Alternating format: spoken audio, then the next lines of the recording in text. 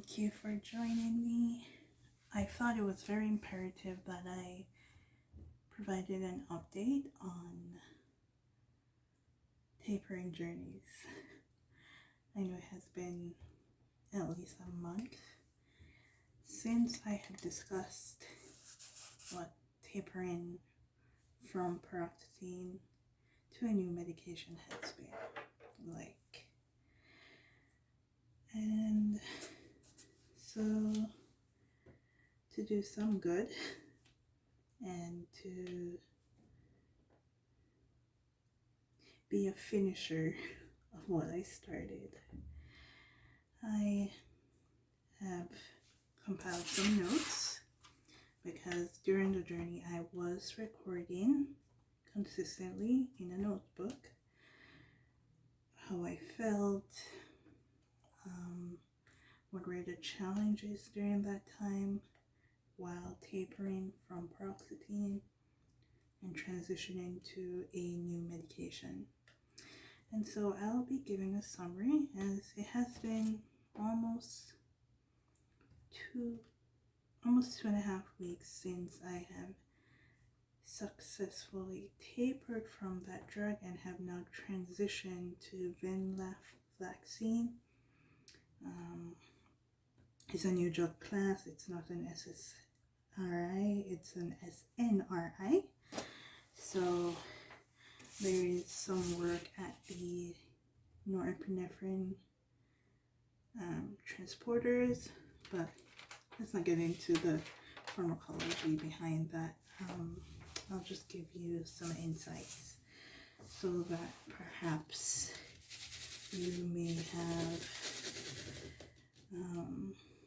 an idea of what I experienced after being on this drug for almost 11 years and having to change because it no longer was working for me.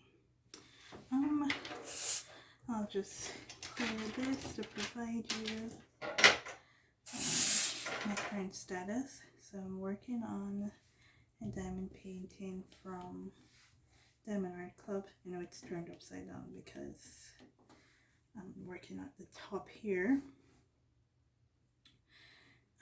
It's the Powerpuff Girls. I do like cartoons, animes, flowers.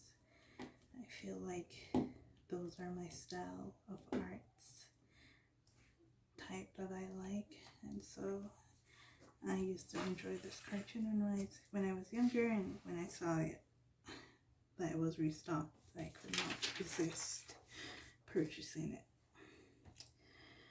Alright, so just let me check something to see. Yes, it is recording, because I'm not starting over. Alright, so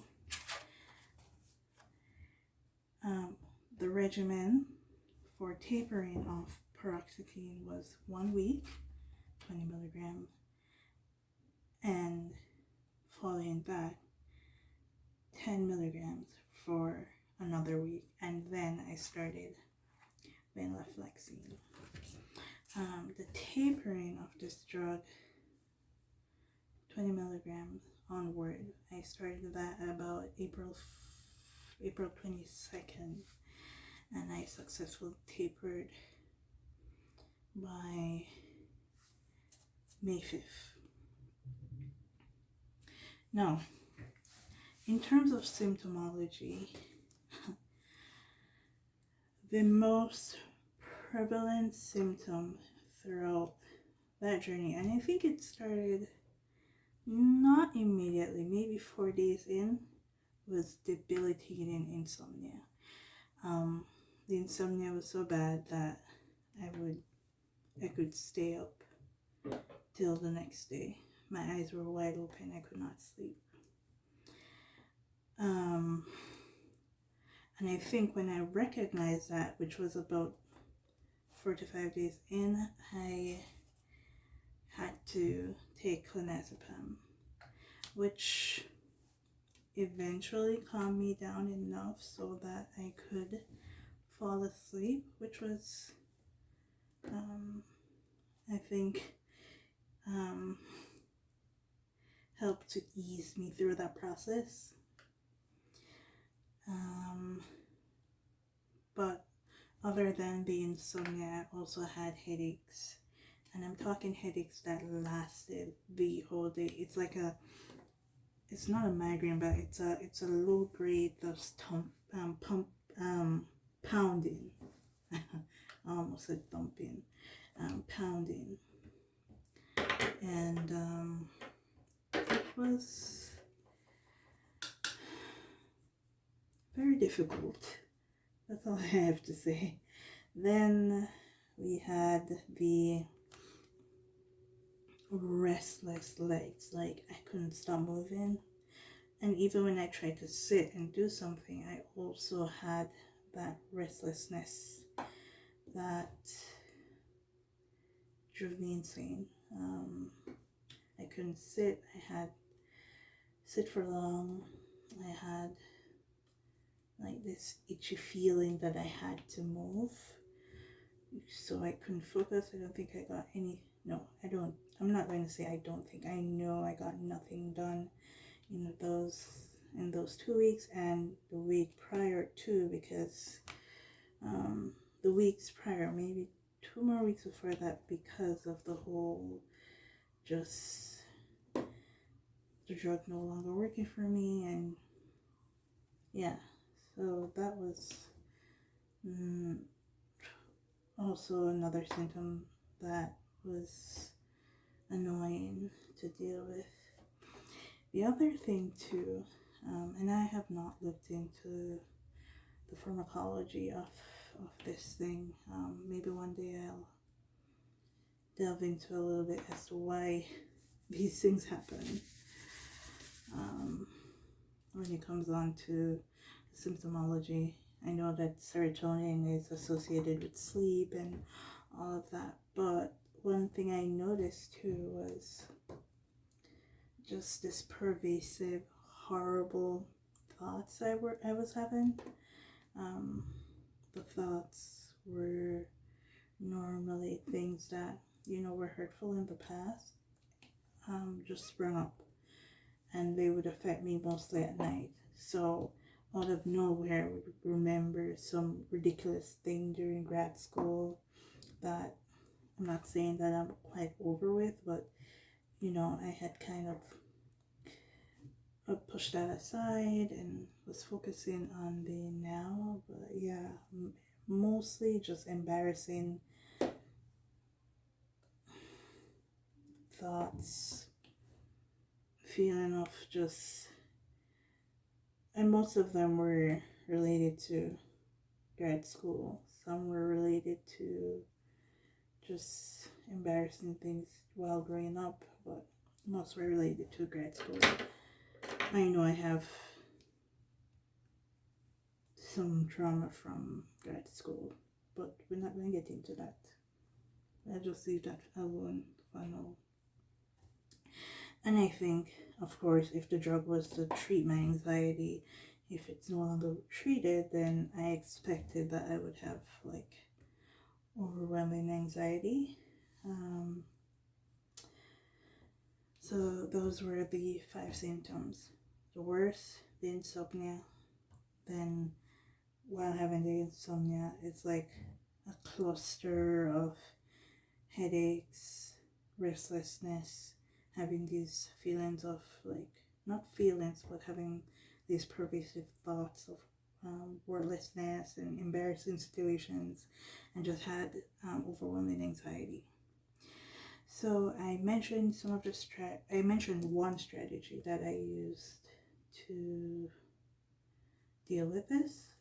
One was just taking clonazepam. In fact, I took clonazepam for 7 days straight to assist me with sleeping and to like reduce the thoughts and the restlessness and the shaking. But if you know, like clonazepam has a high abuse potential. So you kind of have to be, you know, cautious. And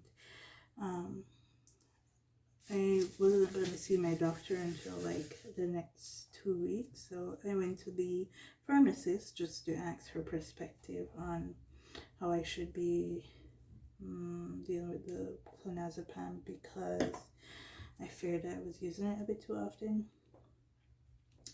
She said I should still use it, but if I could manage to go without, then try to go without.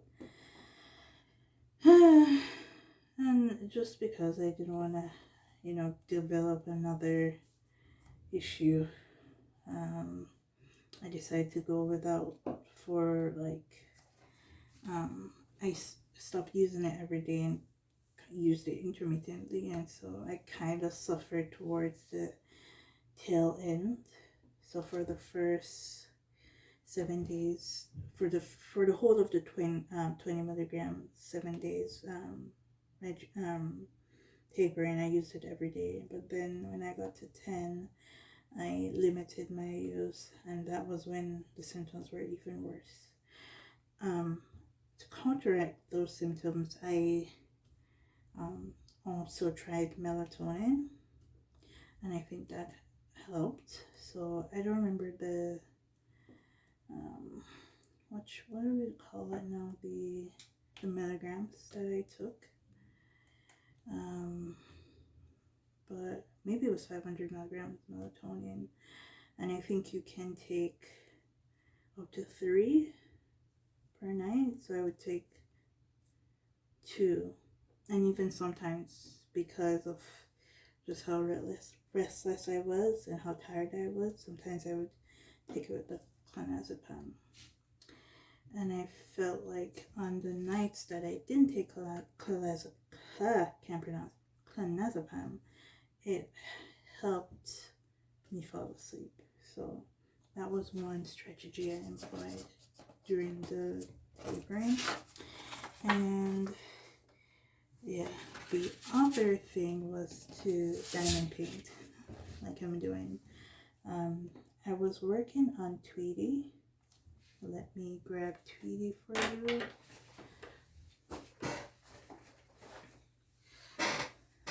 So here's Tweety. I cut off the extra white and covered the rest. And yeah, I liked how it turned out. I'm trying to finish this one because I want to put this one underneath on the wall. I want to put Tweety underneath the Purple Girls one, so I'll put that up soon. So yeah, completed Tweety. And then I think I had already started this one in my last video, so yeah. And I read romance novels, so I think one of the tapering videos you would see that I had a romance novel reading. I was reading Lisa Kleypas's novel, The Last of the Wallflowers book. I've always loved her. Yeah.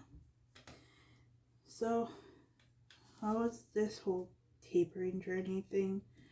If I had to rate it on the scale of 0, least debilitating, to 10, worst debilitating, it's pretty high up there. It's like an 8 out of 10. And quite frankly, I don't know what I would have done had I not like been on a chill part of my degree, because I don't think I even went in. No, I think I went in once to the lab. But for the most part, I was home either just sleeping because I was just catching up on sleep, and yeah, and trying to work on my thesis, because that's the main goal right now. Working on my thesis when I can, and not to push myself too hard, because I know that I'm not really out of the woods yet as it relates to feeling the effects of the new drug. But what were your experiences like? I would love to hear if you tapered from paroxetine. I know it's like one of the more difficult SSRIs to taper from. If you were taking tricyclics, etc., or whatever, whichever drug, just like comment which drug you were on and what was it like to taper from them. So I finished that one, that symbol, and I guess this is the end of tapering because I'm now on venflaxine. So I'm finished with tapering, and now the next part of the series will be adjusting to venflaxine. I have been on it for, if today is the 25th, almost 2.5 weeks now. Yeah, 2.5 weeks. And I have written notes, so I will put out a next video on what it was like with starting the regimen and then going on the effective dose and how that has impacted my function overall. Because during the time that I was tapering from paroxetine, I was basically just surviving day to day. I was not like, what would I say? It's not like I was what you would say functional because of the debilitating symptoms.